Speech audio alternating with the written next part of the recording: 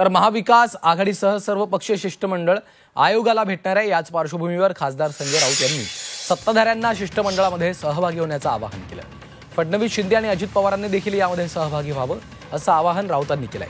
त्यावर मी जाईन असं वाटतं का असा टोला अजित पवारांनी लगावलाय।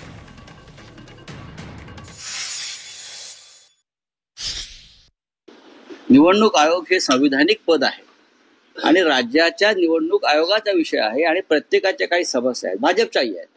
त्याच्यामुळे आम्ही देवेंद्र फडणवीस हे एका पक्षाचे नेते आहे, मुख्यमंत्री नाही, तर तुम्ही सुद्धा फडणवीस साहेब या। त्यानंतर इतर जे दोन त्यांच्या युतीतले पक्ष आहेत, अजित पवारांचा आणि मिंध्यांचा, त्यांनाही आम्ही पत्र पाठवलंय की हे बिगर राजकीय शिष्टमंडळ आहे। निवडणूक आयोगासमोर प्रत्येकानं आपला भूमिका मांडायला पाहिजे आणि आपण सगळ्यांनी यावं।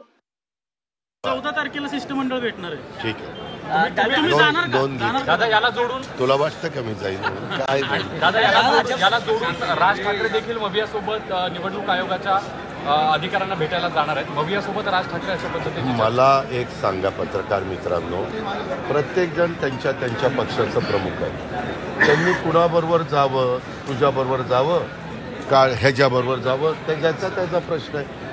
मला काही कळत नाही ह्याच्यात असा प्रश्न विचारण्यासारखं।